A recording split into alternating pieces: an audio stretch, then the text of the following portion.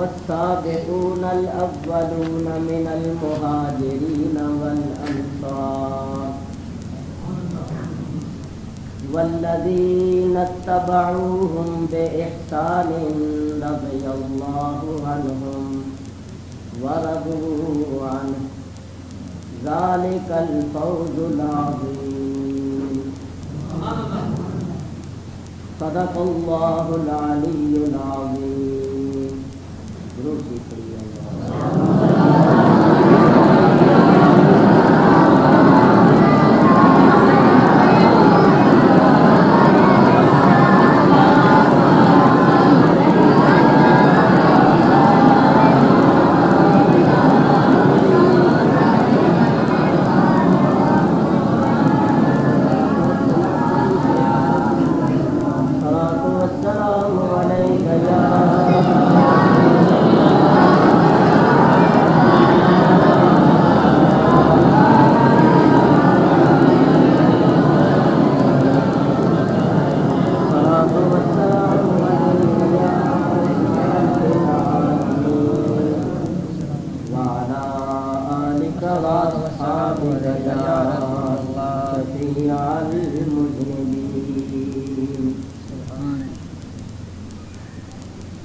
حمد و صلات کے بعد حضرات محترم دیر سے حاضر ہوئے ہیں، اس کے لیے معذرت خواہ ہوں، اور یہ ایک اتفاقی حادثہ سمجھیے، ورنہ بہت پہلے حاضر ہونا تھا۔ بہر صورت مجھے بڑا احساس ہوا ہے، بلکہ افسوس ہوا ہے کہ ہمارے حضرت علامہ مولانا صاحب زادہ محمد حبیب اللہ صاحب قبلہ نے فرمایا ہے کہ بہت سے لوگ واپس چلے گئے، تو جتنے حضرات بھی تشریف فرما ہیں وہ بہت غنیمت ہیں۔ میں دعا کرتا ہوں اللہ تبارک و تعالی مجھے تاخیر سے حاضر ہونے کی معافی عطا فرمائے، اور آپ حضرات نے جو انتظار کی زحمت اٹھائی ہے اس کا اللہ تبارک و تعالی آپ کو اجر عطا فرمائے۔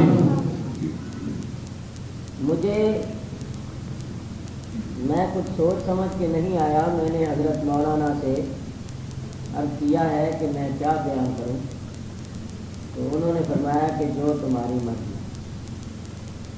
تو پھر میں نے عرض کیا کہ یہ مہینہ ہے امیر المومنین خلیفہ اول خلیفہ برحق سیدنا صدیق اکبر رضی اللہ تعالی عنہ کے وصال شریف کا، اور اس مہینے میں پاکستان بھر میں یوم سیدنا صدیق اکبر منایا جاتا ہے، تو شان صحابہ پر تقریر ہو جائے اور اس میں خصوصاً چند فضائل سیدنا صدیق اکبر رضی اللہ تعالیٰ عنہ کے آ جائیں، تو آپ نے اس کو بہت پسند فرمایا ہے اور فرمایا ہے کہ یہ بہت اچھا ہے، اسی پر ہی بیان کروں۔ تو میں آپ حضرات کے سامنے صحابہ کرام رضوان اللہ تعالی علیہم اجمعین کے چند فضائل بیان کروں گا۔ آج کے اس دور میں اس کی ضرورت اس لیے بھی بہت زیادہ ہو گئی ہے کہ بعض لوگ جہالت اور نادانی کی وجہ سے ان مقدس ہستیوں پر اعتراضات کرتے ہیں، بلکہ ان مقدس ہستیوں پر طرح طرح کے الزامات اور بہتانات لگاتے ہیں، اور بعض بدبخت تو ایسے ہیں کہ جو ان کو گالیاں دیتے ہیں معاذ اللہ ثم معاذ اللہ، اور ان کو مسلمان تک نہیں سمجھتے۔ تو ہم لوگ کسی کے مسلک پر اعتراض نہیں کرتے، کسی پر حملہ نہیں کرتے، البتہ ہمارے مسلک پر جو اعتراض ہوتا ہے یا ہمارے بزرگوں کی شان میں اگر کوئی بے ادبی گستاخی کرتا ہے تو ہم بڑے مہذب طور پر بڑے سنجیدہ انداز میں اس کا جواب ضرور دیتے ہیں اور اصل حقیقت لوگوں پر واضح کرتے ہیں تاکہ اپنے دوست شکوک و شبہات میں نہ پڑیں اور اطمینان کی دولت سے مالا مال ہیں۔ اسی مقصد کے پیش نظر یہاں بھی شان صحابہ بیان ہو رہی ہے، اور اصل مقصد جو ہے وہ یہ ہے کہ ان کی بارگاہ اقدس میں عقیدت کا ہدیہ اور محبت کا تحفہ پیش کرنا ہے۔ اللہ تبارک و تعالیٰ قبول فرمائے اور ان کے ذکر مقدس کو میرے اور آپ کے لیے سرمایہ ایمان اور ذریعہ نجات بنائے۔ سب سے پہلی بات یہ ہے کہ عقیدہ قرآن اور حدیث کی خبر سے بنتا ہے۔ عقیدہ کسی امام کے قول سے یا کسی مجتہد کے اجتہاد سے یا کسی صوفی اور مولوی کے قول سے نہیں بنتا۔ عقیدہ بنتا ہے قرآن اور حدیث کی خبر سے، کیونکہ ہم اللہ اور اللہ کے رسول پر ایمان لائے ہیں، کسی مولوی یا کسی مجتہد یا کسی امام پر ایمان نہیں لائے۔ اگر کسی امام یا مجتہد یا مولوی کا قول قرآن اور حدیث کے خلاف ہو تو وہ قابل قبول نہیں۔ اور یاد رکھیے، جو صحیح معنوں میں امام ہوں گے، مجتہد ہوں گے اور علماء کرام ہوں گے، ان کا کوئی قول قرآن حدیث کے خلاف ہو ہی نہیں سکتا۔ بہر صورت یہ باتیں جب آپ نے سن لی تو اب میں عرض کرتا ہوں کہ صحابہ کرام رضوان اللہ تعالی علیہم اجمعین کے متعلق بھی آپ وہی عقیدہ رکھیں جو اللہ تبارک و تعالی نے ہمیں تعلیم فرمایا ہے، جو اللہ تعالیٰ کی کتاب قرآن کریم سے ثابت ہے اور نبی کریم علیہ الصلوۃ والسلام کے ارشاد مبارک سے ثابت ہے۔ تو میں آپ کے سامنے چند آیتیں پڑھوں گا، ان آیتوں کو آپ حضرات بڑی توجہ کے ساتھ سنیے اور انہی کے مطابق اپنا ایمان اور اپنا عقیدہ رکھیں۔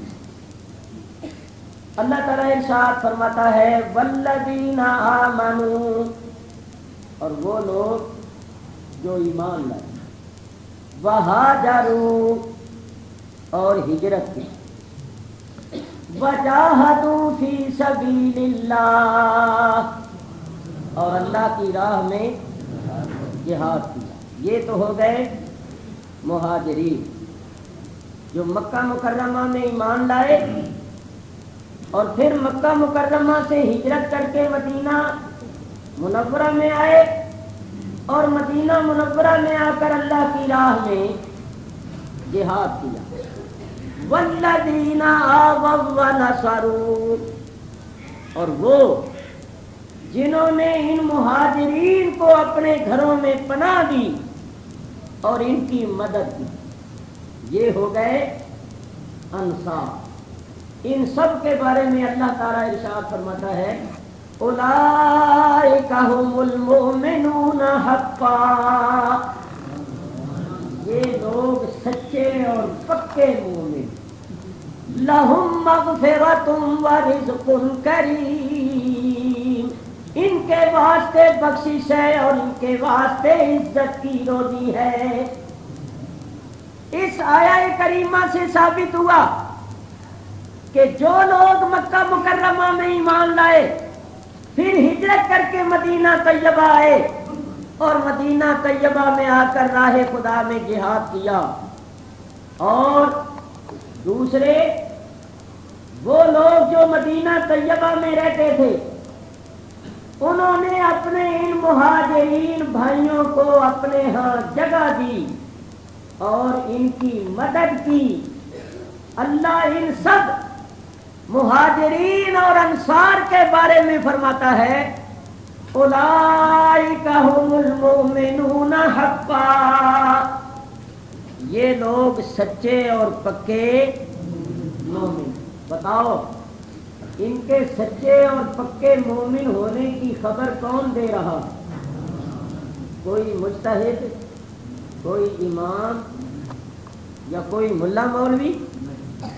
اللہ تعالی ان کے سچے اور پکے مومن ہونے کی خبر دے رہا ہے، اور اللہ کی خبر کبھی غلط یا خلاف واقعہ نہیں ہو سکتی.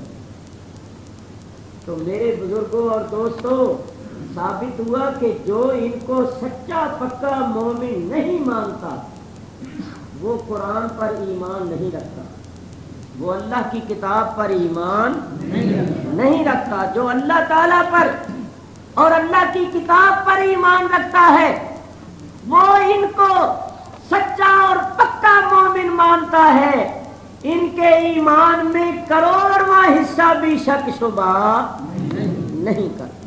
الحمدللہ ہم اہل سنت و جماعت اللہ کے فرمان کے مطابق، قرآن حکیم کی تعلیم کے مطابق ان کو سچا اور پکا مومن مانتے ہیں، اور جو ان کے ایمان میں ذرہ برابر بھی شبہ کرے اس کو منکر قرآن سمجھتے ہیں. اور جو قرآن کا منکر ہوتا ہے آپ خود ہی سمجھ لیں کہ وہ کون ہوتا ہے. ایک بات ہے یہاں بڑی پیاری، اللہ تعالیٰ نے ان کو مومن فرما کر ساتھ حقا کا لفظ بھی فرمایا. اولئک هم المؤمنون حقا. اگر اللہ صرف هم المؤمنون فرما دیتا تو بولو ہمیں کسی قسم کا کوئی شبہ ہونا تھا یا ہم کسی قسم کا شبہ کرتے ان کے مومن ہونے میں؟ نہیں. تو اللہ نے حقا کا لفظ کیوں لگایا کہ یہ سچے پکے مومن ہیں؟ صرف مومن نہیں فرمایا، ساتھ حقا کا لفظ فرمایا. کیوں؟ اللہ جانتا تھا کہ بناوٹی مومن بھی ہوں گے. اللہ جانتا تھا کہ بناسپتی مومن بھی ہونے ہیں، اس واسطے ان کے ساتھ حقا کا لفظ لگایا کہ ان کو ان مومنوں کی طرح مومن نہ سمجھنا جو نام کے مومن ہیں، بناوٹی مومن ہے، بناسپتی مومن ہے. یہ سچے پکے مومن ہیں، اور ایسے سچے پکے مومن ہیں کہ ان کے سچے پکے مومن ہونے کی خبر میں دے رہا ہوں. سبحان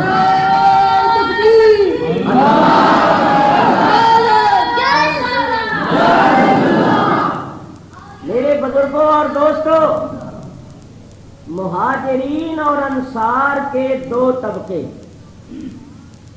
ایک تو وہ ہیں جنہوں نے ایمان لانے میں اور دین اسلام قبول کرنے میں پہل کی، سبقت کی. ان کو کہتے ہیں سابقون الاولون. اور دوسرے وہ ہیں جنہوں نے ان سابقون الاولون کی بھلائی کے ساتھ پیروی. ان سب کے بارے میں اللہ تعالیٰ ارشاد فرماتا ہے دوسری آیت میں.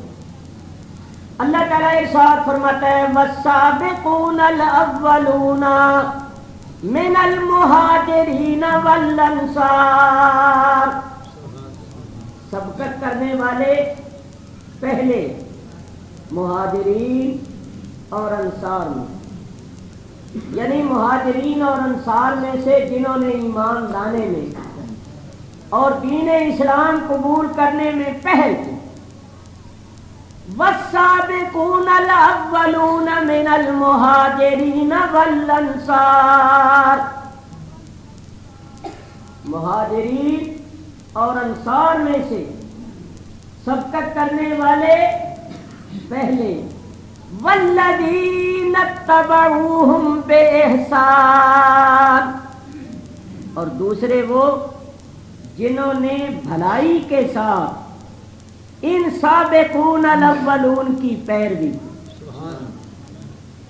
ان کے نقش قدم پر چلے، ان کی اتباع کرتے ہوئے انہوں نے بھی دین اسلام کو قبول کیا اور ایمان لے آئے۔ والذین اتبعوہم بإحسان، اور وہ جنہوں نے بھلائی کے ساتھ ان سابقون الاولون کی پیروی، ان سب کے بارے میں اللہ فرماتا ہے رضی اللہ عنہم ورضوا عنہ، اللہ ان سے راضی ہو گیا اور یہ اللہ سے راضی ہو گئے۔ ذرا غور کرنا، علماء تو بہت زیادہ جانتے ہیں، یہ بچے جو ہیں یہ بھی جانتے ہیں کہ ماضی گزرے ہوئے زمانے کو کہتے ہیں، تو راضیہ ماضی کا چیز کیا مانے؟ رضی اللہ، راضی ہو گیا اللہ ان سے، ورضوا عنہ، اور یہ راضی ہو گئے اس سے۔ یہ نہیں فرمایا کہ اللہ ان سے راضی ہوگا، نہیں فرمایا اللہ ان سے راضی ہو گیا ہے۔ اگر اللہ فرماتا نا کہ اللہ ان سے راضی ہوگا تو ہم تو اس پر بھی ایمان رکھتے کہ جو کچھ اس نے فرمایا ہے اس کے خلاف نہیں کرے گا، لیکن لوگوں نے کہنا تھا پتہ نہیں ہوا ہے کہ نہیں ہوا۔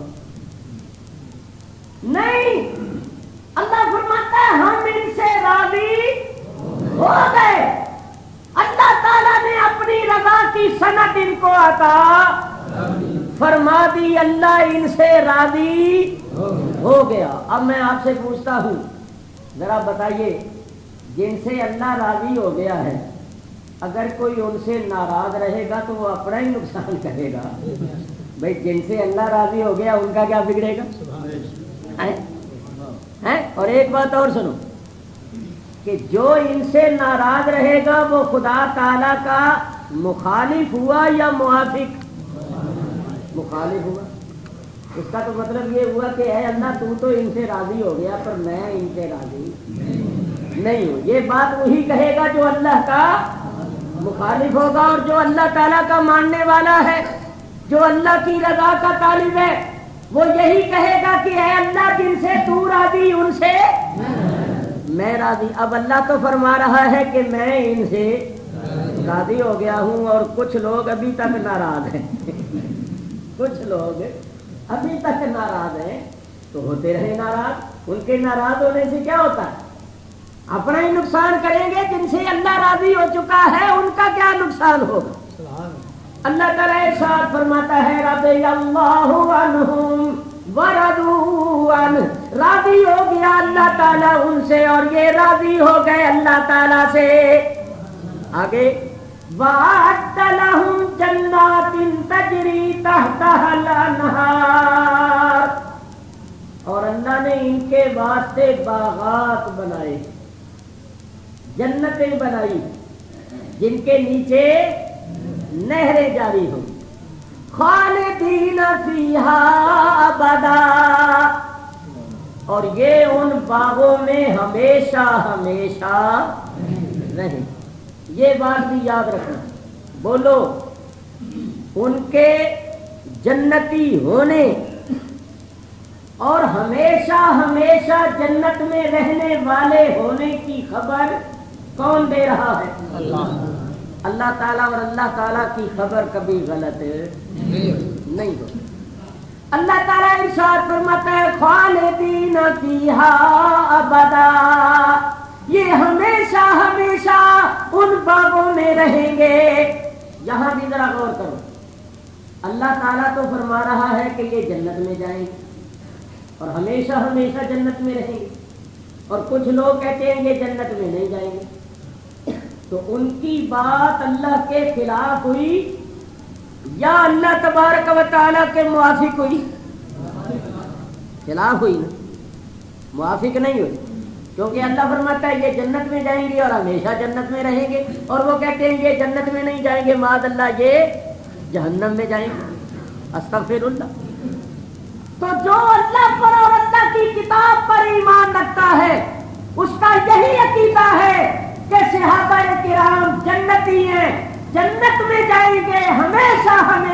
जन्नत में रहेंगे, क्योंकि उनके जन्नती होने की खबर कोई मुल्ला मुज्तहिद नहीं दे रहा, अल्लाह ताला दे रहा है, और अल्लाह की खबर कभी गलत नहीं होती।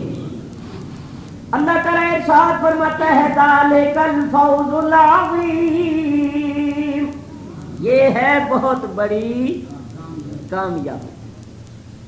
इन दो आयतों से जो मैंने आपके सामने तिलावत की है, साबित हो गया कि तमाम मुहाजिरीन और अंसार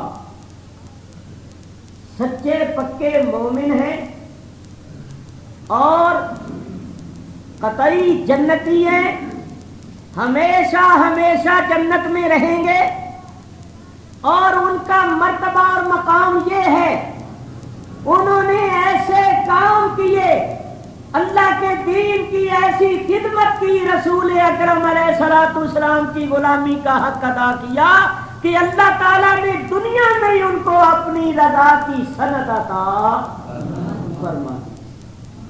चुनांचे हमारा अहले सुन्नत व जमात का यही अकीदा है। अब आगे चलिए, ये तो साबित हो गया, पता चल गया कि मुहाजिरीन और अंसार साबिकून अल-अव्वलून और भलाई के साथ उनकी पैरवी करने वाले सब जन्नती हैं, अल्लाह सबसे राजी हो गया। अब ये देखिए कि दर्जा मर्तबा मुहाजिरीन का ज्यादा है या अंसार का।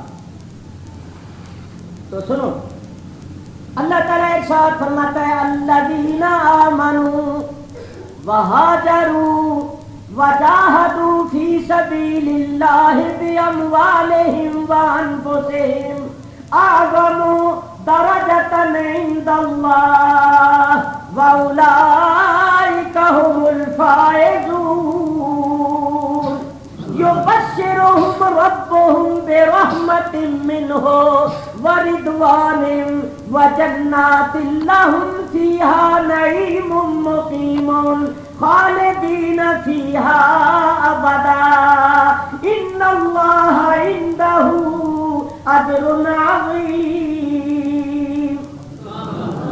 अल्लज़ीना आमनू, वो लोग जो ईमान लाए। कहाँ ईमान लाए? मक्के। वहाजरू, और हिजरत की, मक्के से हिजरत करके मदीना मुनव्वरा में आए। और मदीना मुनव्वरा में आकर क्या किया? वजाहदू फी सबीलिल्लाहि बिअमवालिहिम व अनफुसिहिम, मदीने में आकर अल्लाह की राह में जिहाद किया अपने मालों से और अपनी जानों से। अल्लाह ताला इरशाद फरमाता है आज़मु दरजतन इंदल्लाह, अल्लाह के नजदीक इनका बहुत बड़ा दर्जा। किनका?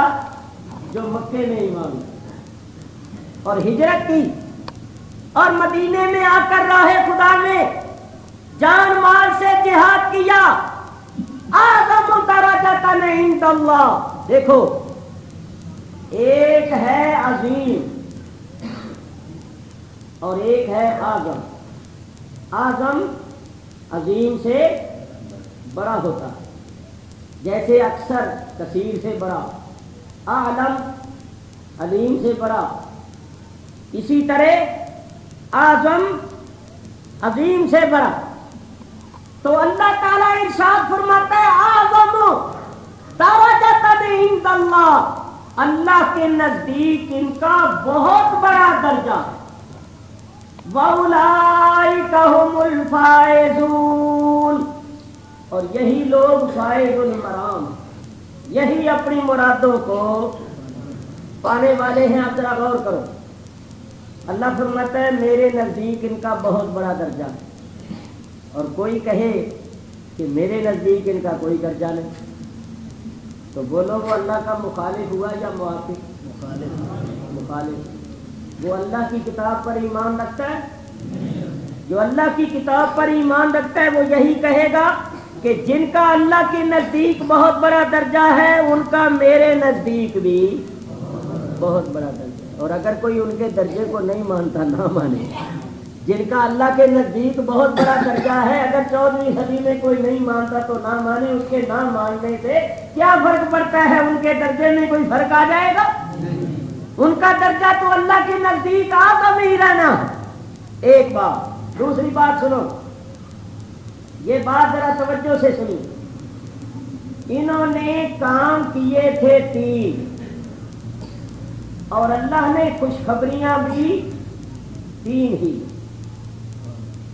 یہ بھی وضاحت کرتا ہوں، اور دوسری بات یہ ہے کہ ان کا درجہ اللہ کے نزدیک انصار سے کیوں زیادہ ہے؟ اس لیے کہ مہاجرین نے جو اللہ تعالیٰ کی راہ میں تکلیفیں اٹھائیں اور قربانیاں دی ہیں وہ انصار نے نہیں۔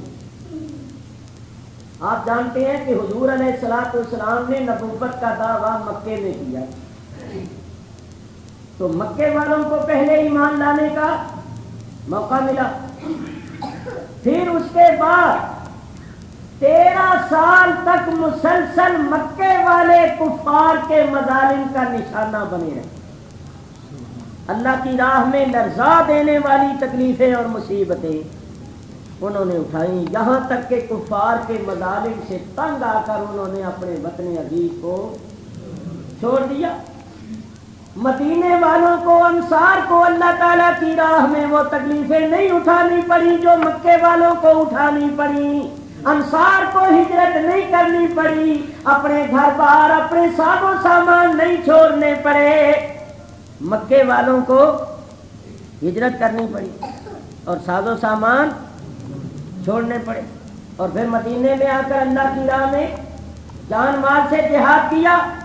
چونکہ مکے والوں نے اللہ تعالیٰ کی راہ میں اللہ کے لیے اور اس کے رسول کے لیے زیادہ تکلیفیں اٹھائی ہیں، زیادہ قربانیاں دی ہیں، اس واسطے اللہ تعالیٰ فرماتا ہے کہ میرے نزدیک ان کا بہت بڑا درجہ۔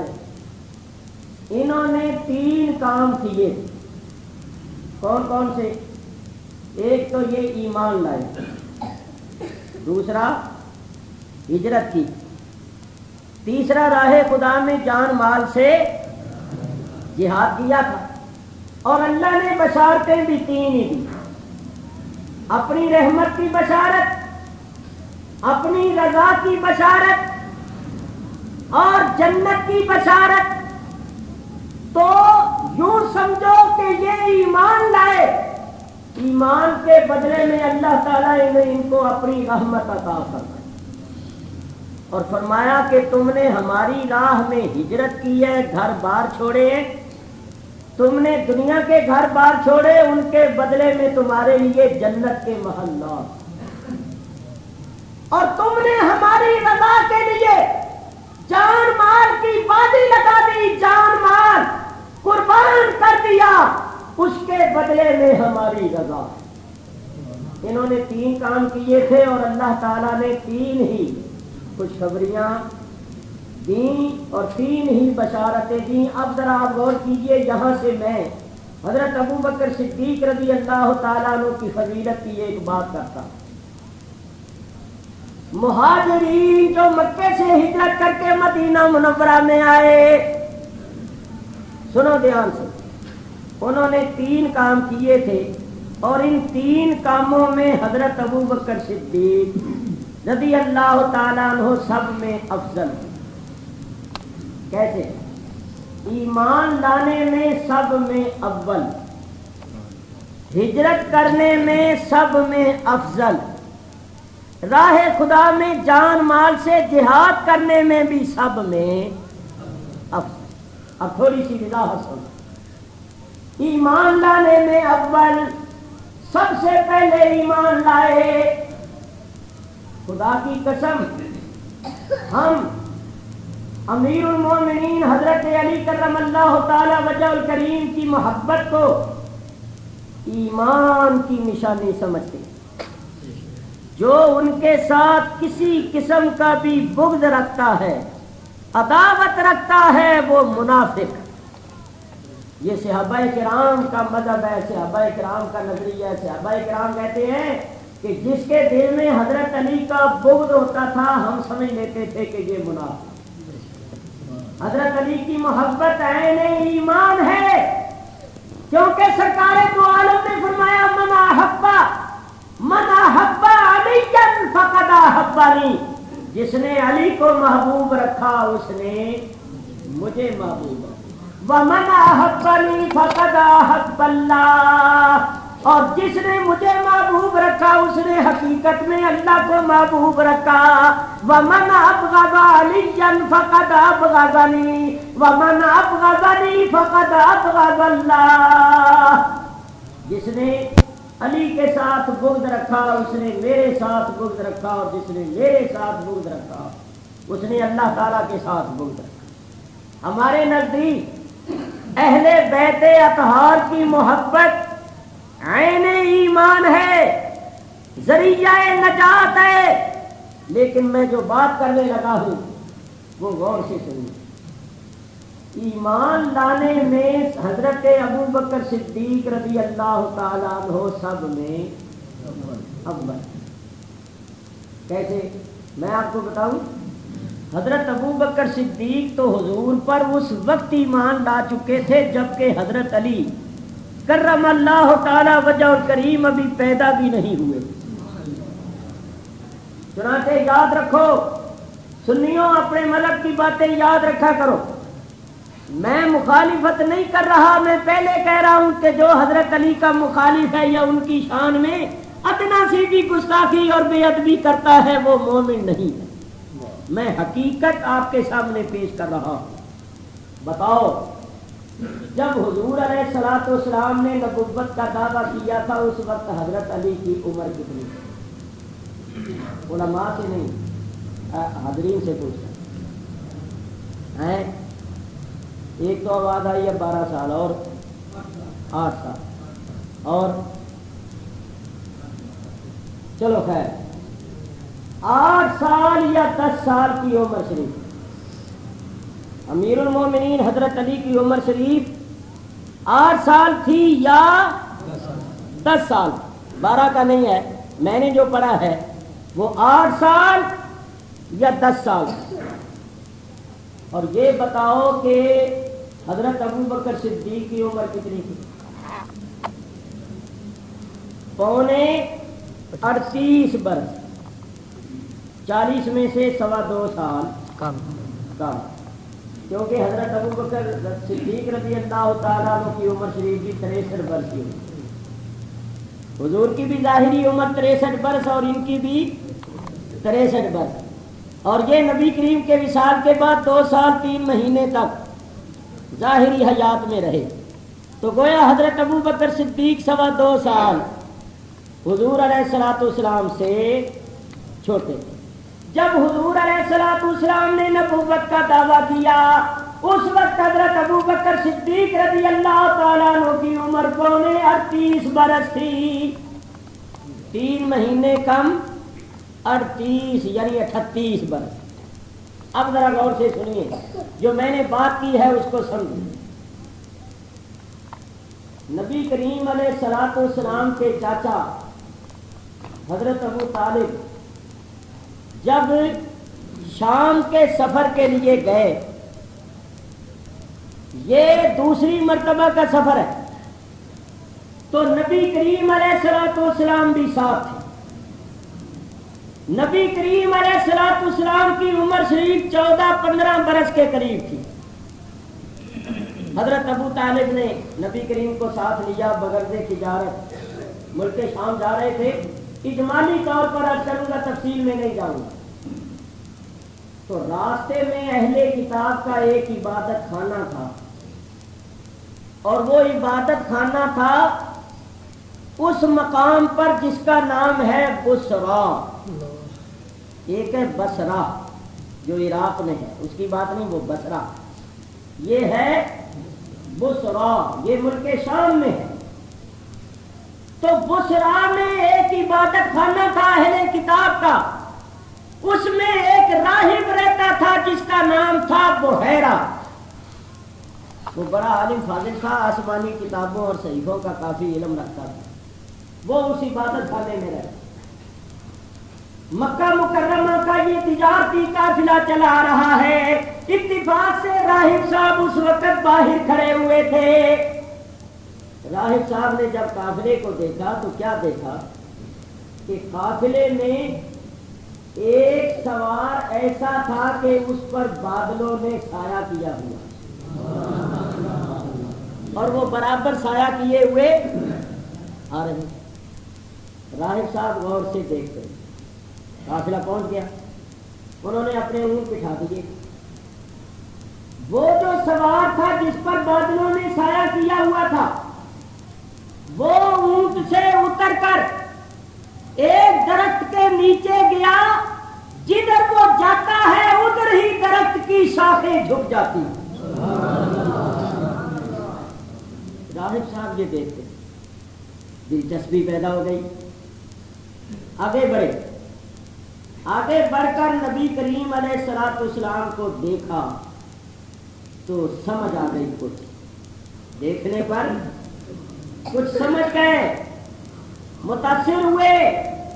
اور راہب صاحب نے کہا قافلے والوں تم سب کے کھانے کی دعوت میرے ہاں. میں سب کا کھانا کروں گا, تم سب کی میرے ہاں دعوت. مکے والوں نے کہا راہب صاحب ہم تو ہمیشہ تجارت کے سلسلے میں آتے جاتے ہیں, یہی ہمارا راستہ ہے آنے جانے کا, اور یہاں ہم ٹھہرتے بھی ضرور ہے پانی وانی پینے کے لیے. پہلے آپ نے کبھی ہمیں پانی نہیں پوچھا, آج خاص طور پر دعوت کر رہے ہیں, اس کی کیا وجہ ہے؟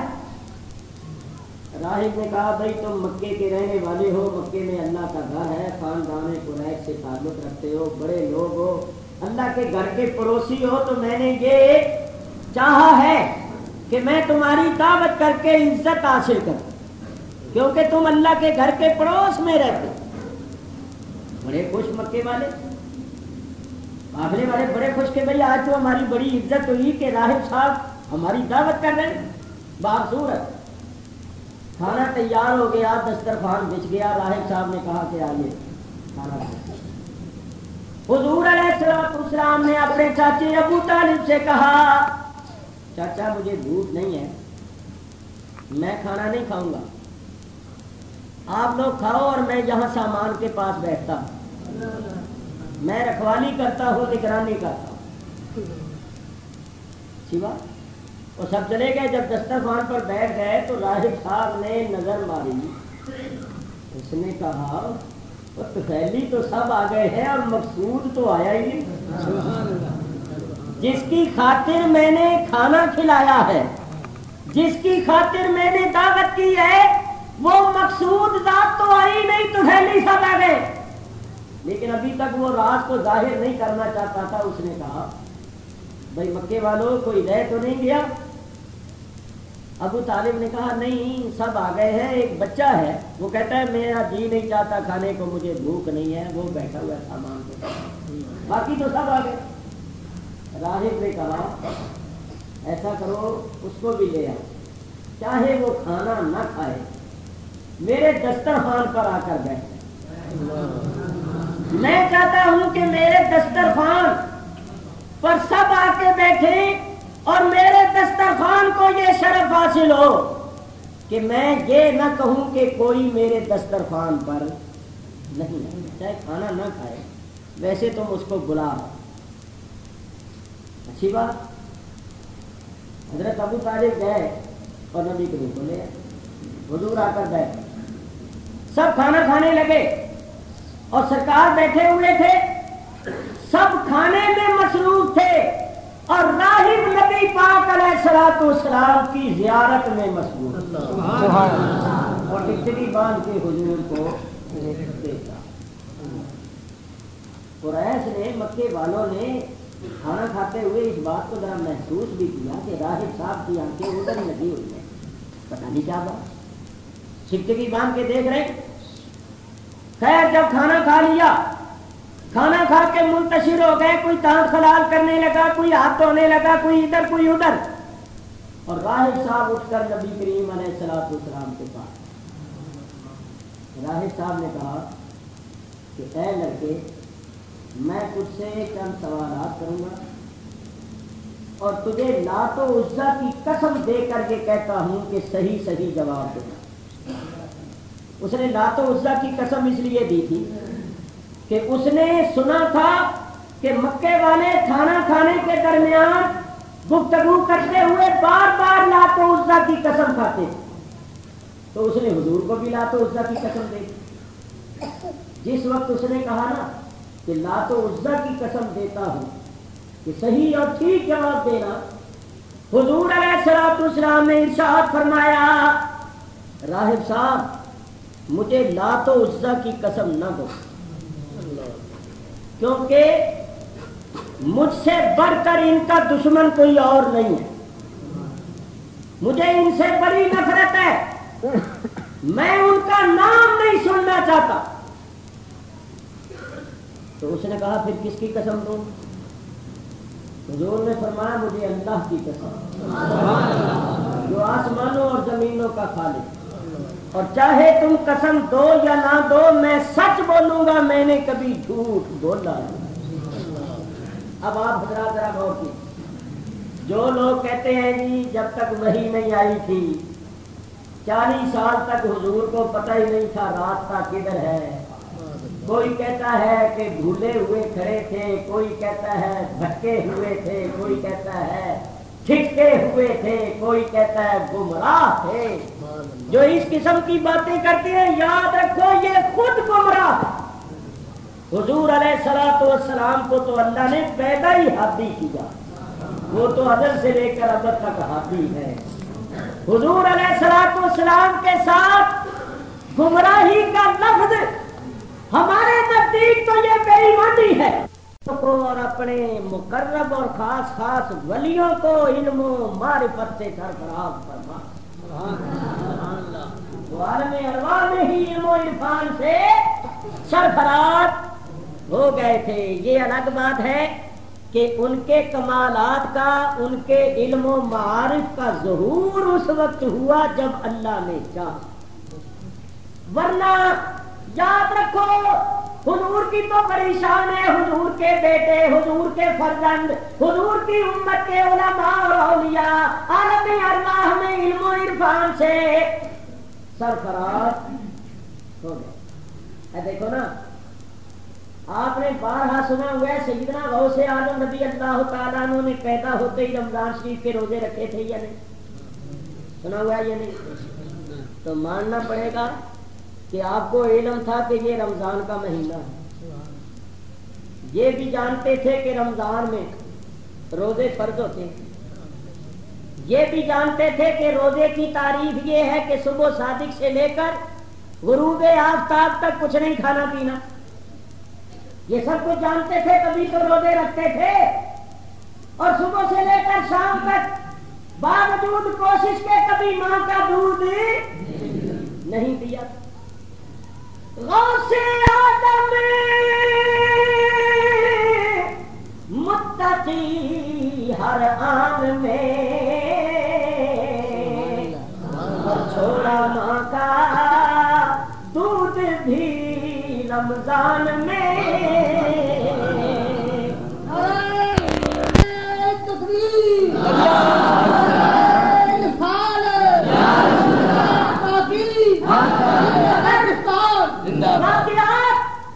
بیان کرنے لگوں، شروع سے لگوں قرآن کریم کی روشنی میں تو بہت سے دلائل ہیں، ایک دو آیتیں پیش کر دیتا ہوں، کوئی یہ نہ کہے کہ ایسے ہی خالی دعوے۔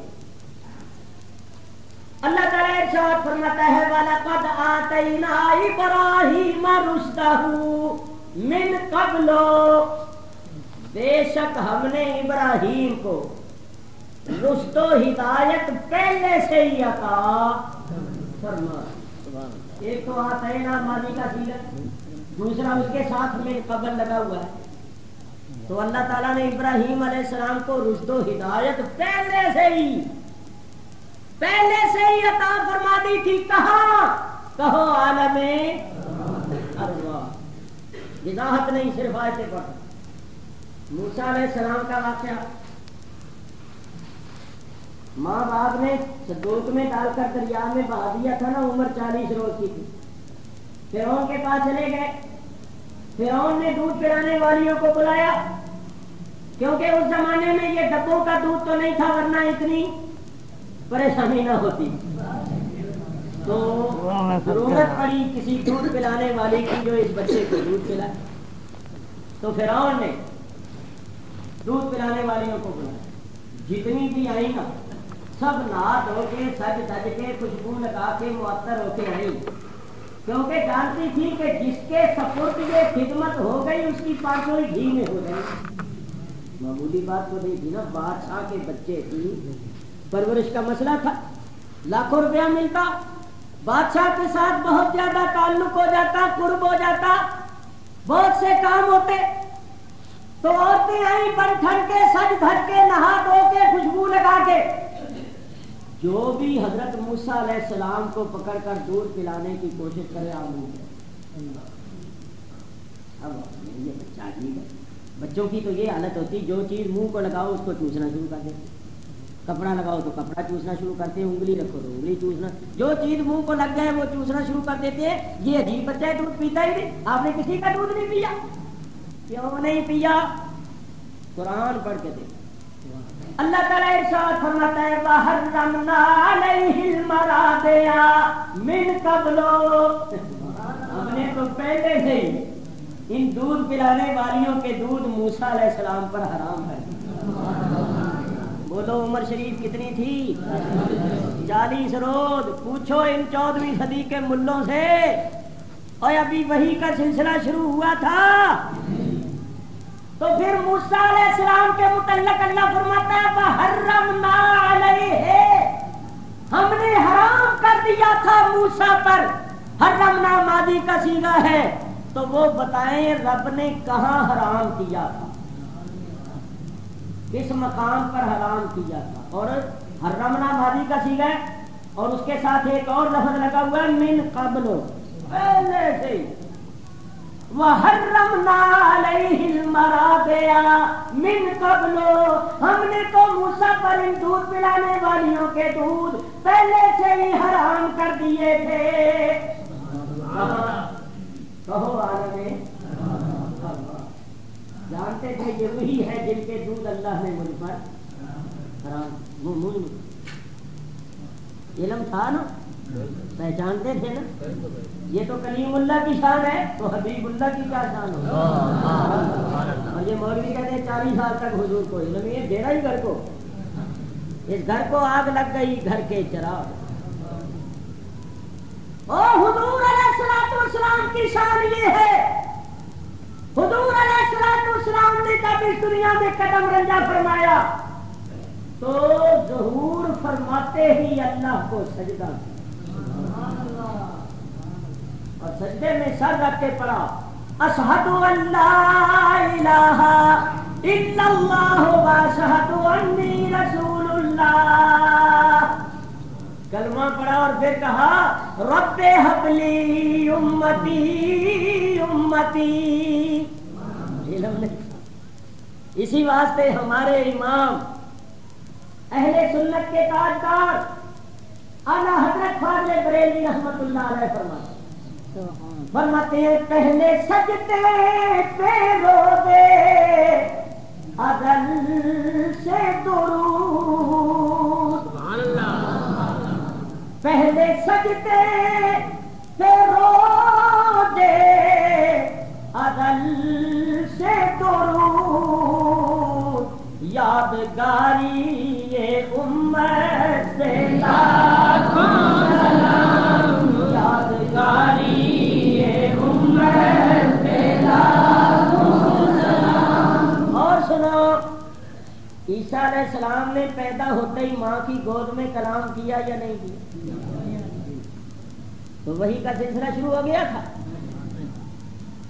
پیدا ہوتے ہی کلام کرنے، اور جو کلام کیا سب غیب کی خبریں.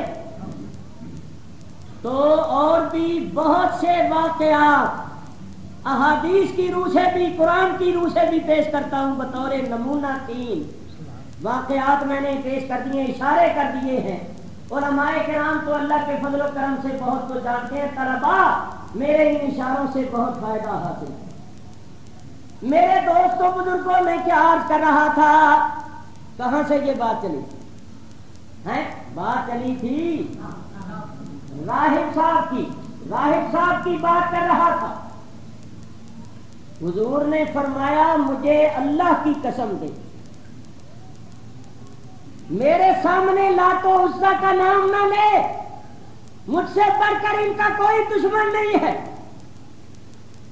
اس نے کہا اچھا میں آپ کو اللہ کی قسم دیتا ہوں جو آسمانوں اور زمینوں کا خالق ہے, آپ سچ سچ بتانا. تو میں سچ بتاؤں گا, میں نے کبھی جھوٹ بولا نہیں. حضور کی زبان پاک دیکھیے, حضرت عبداللہ بن عمر نہیں بلکہ عمر رضی اللہ تعالیٰ عنہ حضور کے صحابی ہیں. وہ فرماتے ہیں میری یہ عادت تھی, ابو داؤد شریف کے اندر یہ حدیث موجود, فرماتے ہیں میں حضور کی صحبت میں بیٹھتا تھا نا تو حضور کی ہر بات لکھ لیا, جو بات بھی حضور فرماتے تھے وہ میں لکھ لیا. مجھے کچھ لوگوں نے کہا میاں ہر بات نہیں لکھنی چاہیے کیونکہ آدمی کبھی خوشی میں ہوتا ہے, کبھی غصے میں ہوتا ہے, کبھی غم میں ہوتا ہے, کبھی موڈ کیسا ہوتا ہے, کبھی موڈ کیسا ہوتا ہے, تو ساری باتیں لکھنے کے قابل تھوڑی ہوتی. حضور علیہ الصلوۃ والسلام کبھی کبھی خوش طبعی بھی فرما لیتے ہیں, تو سب باتیں نہیں لکھنی چاہیے. وہ باتیں لکھو جن کا تعلق دین کے ساتھ ہے, ہدایت کے ساتھ ہے. ساری باتیں نہیں لکھنی چاہیے کیونکہ آدمی کا موڈ ہر وقت ایک جیسا نہیں ہے. ان کے دل میں کوئی شبہ سا پیدا ہو گیا, تذبذب کا شکار ہو گئے کہ اب میں کیا کروں, کون سی بات لکھوں اور کون سی چھوڑوں. آخر حضور کی خدمت میں حاضر عرض کیا یا رسول اللہ میں آپ کی صحبت میں بیٹھتا ہوں تو میں آپ کی ہر بات لکھ لیا کرتا ہوں. اب کچھ لوگوں نے مجھے یہ کہا ہے کہ ہر بات نہیں لکھنی چاہیے کیونکہ آدمی کی حالت ہر وقت ایک جیسی نہیں ہوتی, کبھی منہ سے ایسی بات بھی نکل جاتی ہے جو لکھنے کے قابل نہیں ہوتی. تو حضور میں کیا کروں؟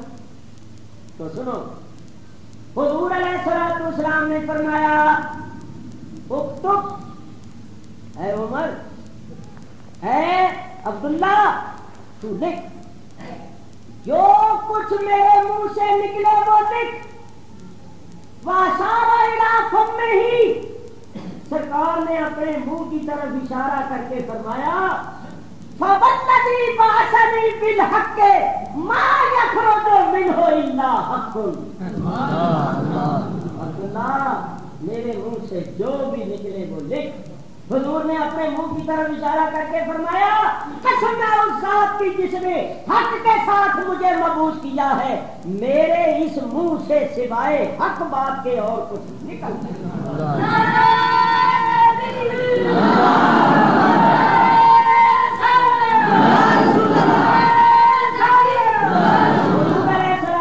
نے فرمایا میرے منہ سے سوائے حق بات کے اور کوئی بات نہیں نکلتی, اس منہ سے ہمیشہ حق ہی نکلتا ہے.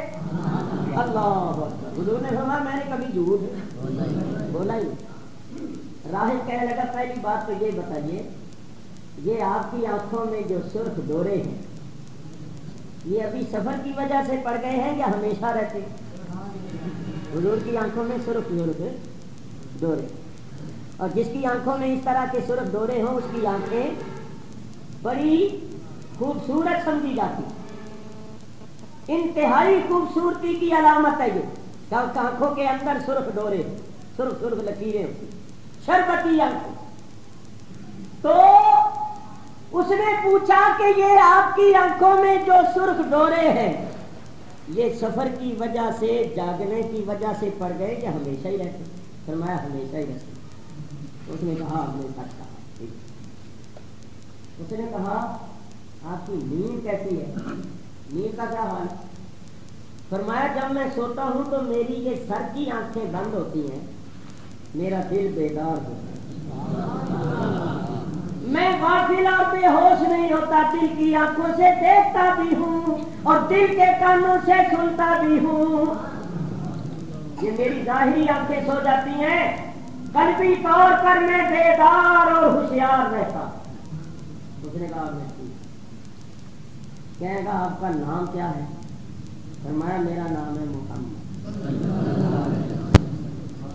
اس نے کہا اس نے کہا اگر آپ اجازت دیں اور آپ کو ناگوار نہ ہو تو میں آپ کی پشت کو دیکھ لوں، میں دیکھ لوں۔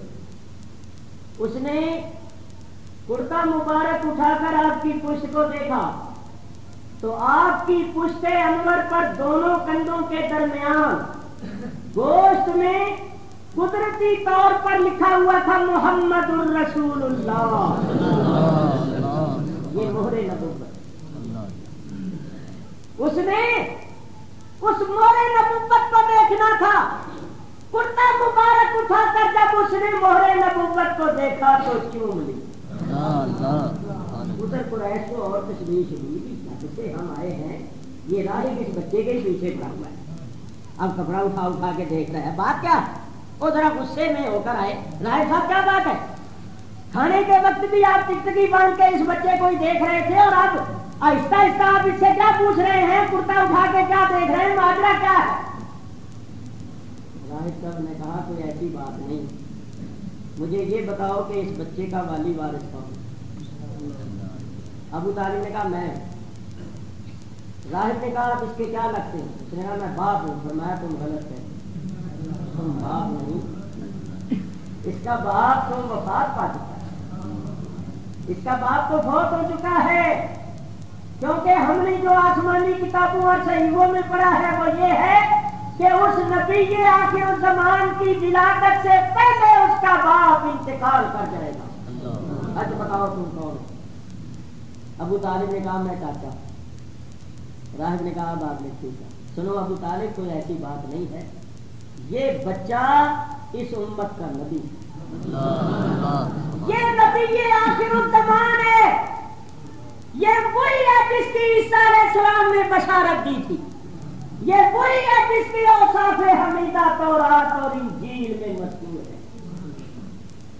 تو ابو طالب سنو، جس طرح میں نے ان کو پہچان لیا ہے، اگر تم ان کو ملک شام میں لے گئے تو ملک شام میں بڑے بڑے راہب اور بڑے بڑے علماء وہ بھی نشانیوں سے اس کو پہچان لیں، اور کہیں ایسا نہ ہو کہ وہ حسد کا شکار ہو کر اس بچے کو قتل کرے۔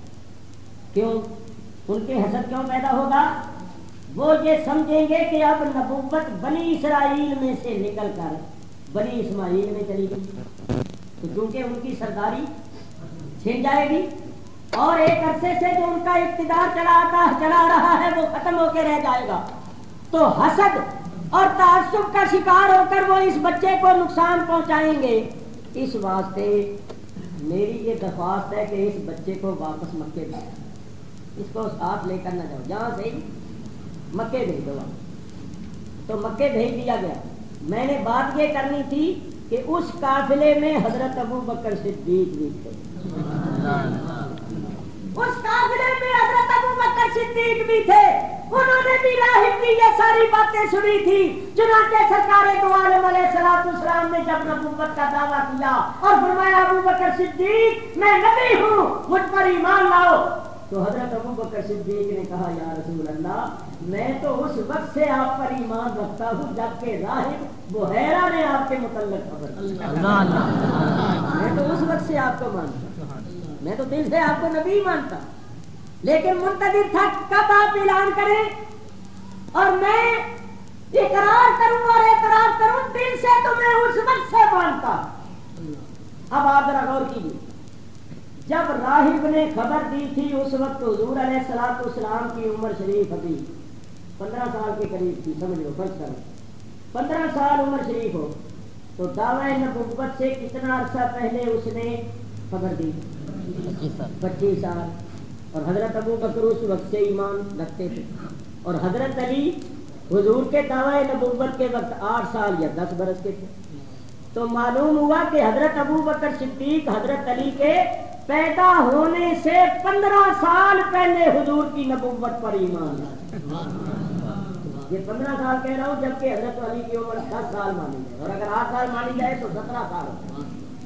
لیکن میں فیصلہ کروں جو ہمارے بزرگوں اور اماموں نے کیا ہے، حضور علیہ السلام پر سب سے پہلے ایمان لانے والی 5 ہستیاں، بڑوں میں سب سے پہلے حضرت ابو بکر صدیق ایمان، بچوں میں سب سے پہلے حضرت علی شیر خدا ایمان، عورتوں میں سب سے پہلے ام المومنین حضرت خدیجہ الکبریٰ ایمان لائیں. آزاد کرتا غلاموں میں حضرت زید ابن حارثہ اور غلاموں میں حضرت بلال رضی اللہ تعالی. یہ 5 ہستیاں حضور علیہ الصلوۃ والسلام پر پہلے ایمان لائی ہیں. کس لحاظ سے؟ یوں کہو کہ 5 سیکشنیں کر لو, 5 کلاسیں کر لو, 5 طبقے بنا لو. ایک عورتوں کا طبقہ, ایک بڑوں کا, ایک چھوٹوں کا, ایک آزاد کردہ غلاموں کا, ایک غلاموں کا. تو ان 5 طبقوں میں سے 5 سب سے پہلے, تو 5 ہی مگر اپنی اپنی کلاس, اپنے اپنے شعبے. یہ کتنا اچھا فیصلہ ہے, اس پر کسی کو اعتراض نہیں ہو. باہر سور ہے. میں جو بات کر رہا تھا ذرا غور سے سنو. میں یہ کر رہا تھا کہ انہوں نے 3 کام کیے تھے. پہلا کام تھا ایمان. ایمان میں حضرت ابو بکر صدیق سب سے اول ہے اور ہجرت کرنے میں افضل ہے. کیسے؟ ہجرت دوسرے صحابہ نے بھی کی, ہجرت دوسرے صحابہ نے بھی کی, مگر حضرت ابو بکر صدیق نے حضور کے ساتھ ہجرت. حضور کے. اب آپ بتائیے کہ ایک شخص وہ ہے جو الگ عمل کرتا ہے اور ایک وہ ہے جو حضور کے ساتھ مل کر نیکی اور عمل کرتا ہے. دونوں کا عمل برابر ہوگا؟ ایک شخص الگ نماز پڑھتا ہے, ایک حضور کے ساتھ نماز پڑھتا ہے. ایک شخص الگ حج کرتا ہے, ایک حضور کا ہاتھ پکڑ کے طواف کرتا ہے. دوسرے صحابہ بھی ہجرت کرتے ہیں مگر صدیق اکبر تو کندھوں پر اٹھا کے ہجرت کرتے ہیں. مہاجر سب ہیں مگر صدیق اکبر نے سرکار کے ساتھ ہجرت کی, لہذا ہجرت کرنے میں وہ سب میں افضل ہے. اللہ اکبر. دیکھو حضور علیہ الصلوۃ والسلام ہجرت کی راہ, جس رات ہجرت کا حکم ہوا ہے, آپ جانتے ہیں نا کہ حضور کے گھر میں کون تھا؟ اور حضرت علی. حضرت علی تھے. تو حضور نے حضرت علی سے فرمایا کہ اے علی, اللہ نے مجھے ہجرت کا حکم دیا ہے تو میں جا رہا ہوں. میرے پاس کچھ امانتیں ہیں, وہ میں تمہارے سپرد کرتا ہوں. جن کی امانتیں ہیں ان کو دے کر تم بھی میرے پیچھے مدینہ منورہ میں آ جانا. اللہ, دنیا کو چیلنج کر دو اور ان سے کہو کہ ہمارے نبی جیسا کوئی دیانتدار اور امانتدار دکھاؤ. یہ امانتیں کن لوگوں کی تھیں؟ انہی لوگوں کی جو آپ کے خون کے پیاسے تھے, جو آپ کو قتل کرنے کے منصوبے بناتے رہتے تھے. نہیں, جنہوں نے قتل کرنے کے لیے ایک ایک جوان دیا تھا. 40 جوان ننگی تلواریں لے کر سرکار کے مکان کا محاصرہ کر کے کھڑے ہوئے. انہی کی امانت ہے جو خون کے پیاسے. مگر سرکار دو عالم علیہ الصلوۃ والسلام اپنے دشمنوں خون کے پیاسوں کی امانتیں بھی نہیں دباتے ہیں.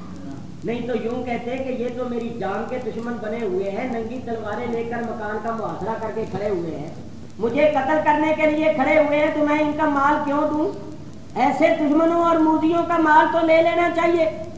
چلو ان کا مال ہی دباؤ, لے جاؤ, کام آئے گا.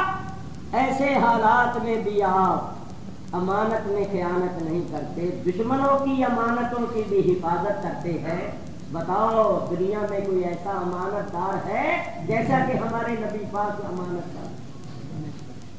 میرے بزرگوں اور دوستوں, سرکار نے تو دشمنوں کی امانتوں میں خیانت نہیں کی, اور ہم مسلمان ہو کر آپس میں ایک دوسرے کی امانت میں خیانت کرتے, اللہ رسول کی خیانت کرتے, قوم و ملت کی خیانت کرتے. آپ کہیں گے کہ ہم نے تو کبھی خیانت نہیں کی. اللہ کی کون سی خیانت کی ہے؟ رسول کی کون سی خیانت؟ یہ اللہ تبارک و تعالیٰ کے احکام نہ ماننا اور اللہ تعالیٰ کے حکموں پر عمل نہ کرنا, اللہ تعالیٰ نے جو ذمہ داری ہم پر ڈالی ہے اس کو پورا نہ کرنا, یہ بھی خیانت. جو لوگ دفتروں میں کام کرتے ہیں, جو ذمہ داریاں ان پر عائد ہوتی ہیں, اگر وہ دیانتداری اور ایمانداری سے ان کو پورا نہیں کرتے تو وہ بھی خیانت کرتے. अला हादिल क़ियास, चाहे कोई मजहबी रहनुमा हो, चाहे कोई सियासी लीडर हो, चाहे कोई पीर हो, चाहे कोई मौलवी हो, चाहे कोई ताजिर हो, चाहे कोई भी हो, जिस जिस पर अल्लाह ताला ने जिम्मेदारियां आयद की हैं, अगर वो उन जिम्मेदारियों को ईमानदारी से पूरा नहीं करता तो वो खयानत का मुर्तकिब है। बाहर सूरत अगर अर्ज करूं कि खयानत की कितनी किस्में हैं और किस किस चीज में खयानत है, एक बात जरूर अर्ज करता हूं जिसका मेरी और आपकी जिंदगी से ताल्लुक, ये बीमारी हमारा हमें आम है। एक दोस्त दूसरे दोस्त से कोई राज की बात करता है, कहता भाई ये राज की बात है, पर्दे की बात है, इसको अपने तक ही रखना, किसी और से नहीं करेगा, तो मैं तो बेवकूफ हो रहा, इत्मीनान सवाल ही नहीं पैदा होता, बस गई अब ये कुएं में गई बात, दूसरे दिन किसी से कर रहा और साथ ये भी कह रहा होगा भाई ये राज की बात है, किसी और से ना कर, वो भी यही कहे, वो आगे चौथे से कर रहा है और वो भी कह रहा भाई ये राज की बात है, किसी और से कहते भी जा रहे हैं और सारे शहर में बात है। बुजुर्गाने दीन ने कमाल कर दिया। मैं कहता हूँ अगर सोने के साथ भी इनके अल्फाज और इनके अकवाल लिखे जाएं तो हक अदा नहीं हो सकता। मौलाना रूम रहमतुल्लाह अलैह फरमाते हैं जो बात तेरे इन दो लबों से निकल गई है उसको राज ना समझ। जा बदल इस नए ने शाह, जो इन दोनों में से निकल गई है ना वो फैल गई, जो तेरे इन दोनों लबों से बात निकल गई है आप उसको राज ना समझो। और आगे वो बड़ी प्यारी बात फरमाते हैं जब तू खुद अपनी उस बात को छुपा नहीं सका तो दूसरे से क्या उम्मीद रखता है कि वो छुपाएगी। बात तो तेरी अपनी है, जब तू खुद उसको नहीं छुपा के रख सका, पोशीदा रख सका, तो किसी दूसरे से कैसे उम्मीद रखता है कि वो छुपाएगा। लेकिन ये बात तो ठीक है, लेकिन बातें ऐसी होती हैं जो करनी पड़ती हैं। तो याद रखो हुजूर ने फरमाया कि अगर कोई शख्स किसी मुसलमान से राज की बात करे और कहे कि भाई इसको अपने तक ही रखना, किसी और से ना कहना, तो ये भी अब बात उसके पास अमानत है। अगर किसी और से वो जिक्र करता है तो गोया अमानत में खयानत। ये बीमारी तो हम में आम है, इन बीमारियों से बचना चाहिए, क्योंकि बाद बीमारियां ऐसी हैं कि अगर हम उनसे बचना चाहें तो बड़ी आसानी से बच सकते हैं, लेकिन उनसे भी हम नहीं बचते, हाँ वहां गुनाह के मुर्तकिब हो जाते। मसलन देखो ना, झूठ होते हैं ना, झूठ झूठ तो ऐसे होते हैं कि जिनसे कुछ फायदा होता है। मसलन इनकम टैक्स मामला है या और टैक्सों के मामले हैं, तो आपने अपनी आमदनी थोड़ी दिखाई या कुछ ना कुछ किया, क्योंकि मुसीबत पड़ी हुई है। मुझे ताजिरों ने बताया कि जी अगर ईमानदारी से हम टैक्स दें, एक पर पैसा हमारे पल्ले नहीं है, लिहाजा हमें कुछ ना कुछ ये से करना पड़ता है। अच्छा, ये झूठ भी झूठ है कि जायज नहीं, लेकिन इसमें कुछ वजन तो है ना, कुछ बचत है, माल की बचत है। ये ना समझना कि मैं इसकी इजाजत दे रहा हूं या जायज कर रहा हूं। मैं बताना चाहता हूं कि बात झूठ तो ऐसे है कि उनमें कुछ हमारा माली मफाद होता है, लेकिन बात झूठ होते ऐसे होते हैं जिनमें कोई फायदा भी नहीं, फिर भी हम झूठ बोलते।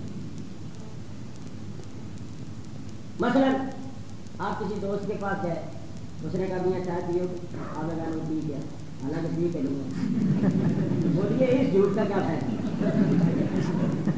क्या भी दवाई झूठ भी बोले, होता है कि नहीं ऐसा?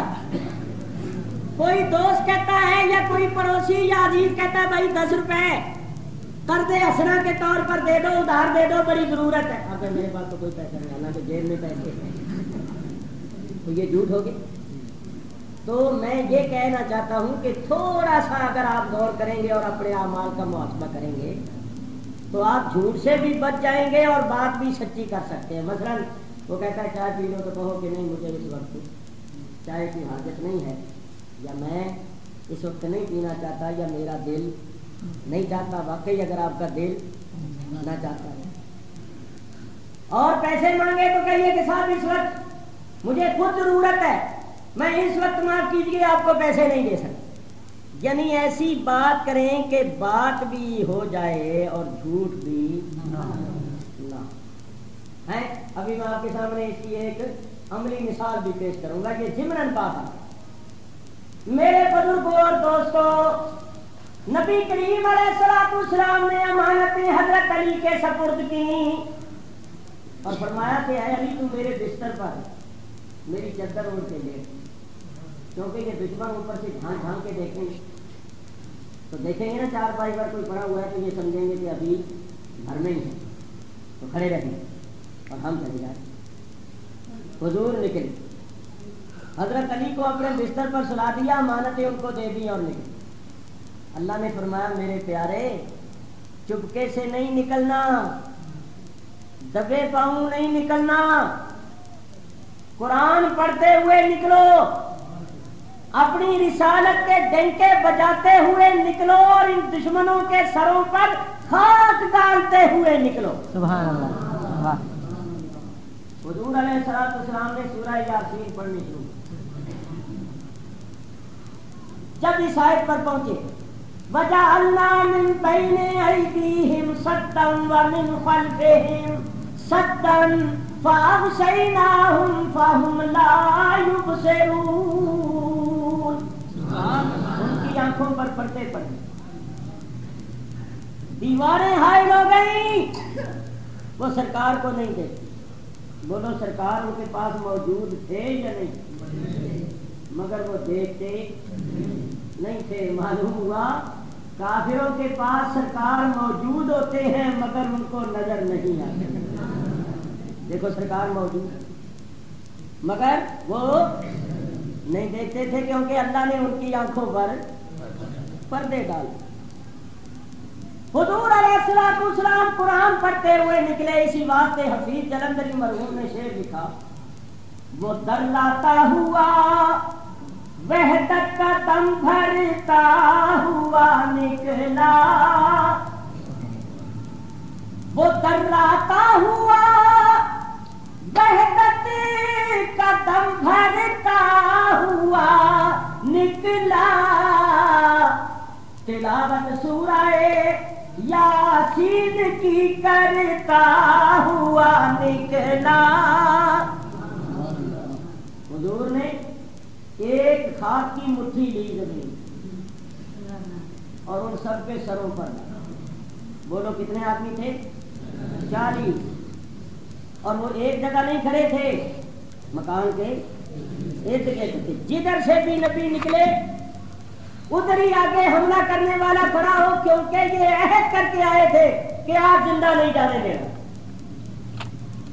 حضور نے خاک کی مٹھی پھینکی تو وہ سب کے سروں پر خاک پڑی. یہ بھی ایک بات بڑی قابل غور. میں کہتا ہوں اگر 40 آدمی قصداً ایک دوسرے کے ساتھ سر جوڑ کے کھڑے ہو جائیں، سارے اپنے سروں پر جوڑ لیں، تو تب بھی یوں مٹھی خاک کی پھینکی جائے تو 40 سروں پر نہیں پڑ. ہاں اس طرح پڑ سکتی ہے کہ تھوڑی تھوڑی سر میں، لیکن پھینکی جائے نہیں پڑ سکتی. 40 سر جڑے ہوئے تب بھی نہیں، اور وہ تو مکان کے ارد گرد کھڑے تھے اور پڑی سب کے سر پر. تو کیسے پڑ گئی؟ سنو، اگر ظاہری حالات پر نظر کر کے میرے تمہارے ہاتھ کو دیکھ کر پھر غور و فکر کیا جائے تو پھر تو یہی بات سمجھ میں آئے گی کہ ایسا نہیں ہو سکتا. میرے تمہارے ہاتھ سے نکلی ہوئی خاک تو 40 سروں پر نہیں پڑ سکتی، لیکن جب ایمان کی نظر سے دیکھو گے اور اس انداز سے دیکھو گے کہ وہ خاک نکلی کن ہاتھوں سے، وہ خاک نکلی کس کے ہاتھ سے تھی، تو پھر کوئی تعجب نہیں ہوگا، پھر انکار کا سوال پیدا نہیں ہوگا، کیونکہ حضور کا ہاتھ اللہ کا. یہ تو قرآن کے ساتھ حضور علیہ السلام نے زمین سے چند سنگریزے اٹھائے، چند کنکریاں اٹھائی، ایک جنگ میں کافروں پر ماری تو اللہ نے آیت اتاری. عاشق رسول اللہ 14ویں صدی کے مجدد اعلیٰ حضرت فاضل بریلوی رحمت اللہ تعالی علیہ، جن کے نام کی وجہ سے دشمنوں کے محلوں میں زلزلہ برپا ہے، لرز رہے ہیں، کانپ رہے ہیں، چیخ رہے ہیں، چلا رہے ہیں. وہ نبی کریم کا عاشق وقت کا مجدد فرماتا ہے سنگ ریزا می زند دستد جناب و مارا میتا ادھر میں دایت خطاب کہ جب وہ سنگریزے نبی کریم علیہ الصلوۃ والسلام کے دستے مبارک سے نکلے تو آیت نازل ہوئی مارا میتا ادھر میتا ولکن اللہ. اس میں ایک رمز ہے، مروڑی نقطہ. اللہ فرماتا ہے مارا میتا، محبوب کنکریاں تو نے نہیں ماری، ادھر میتا جب کہ تو نے ہی ماری. یہ ہے تو نے نہیں ماری تب جب تو نے بڑی بات، تو نے کنکریاں نہیں ماری جب کہ تو نے ہی ماری. تو پھر کس نے ماری؟ ولیکن اللہ رما، ہاں وہ اللہ نے ماری. اسی واسطے اعلیٰ حضرت فرماتے ہیں دستے احمد عین دستے ذوالجلال حمدہ در بیعت و اندر قتال. اللہ باہر صورت سروں پر خاک ڈال کے حضور تشریف لے جا رہے. کدھر جا رہے ہیں؟ حضرت ابو بکر صدیق رضی اللہ تعالیٰ عنہ کی طرف. اور قرآن کیا کہتا ہے؟ یاسین والقرآن الحکیم انک لمن المرسلین علی صراط مستقیم.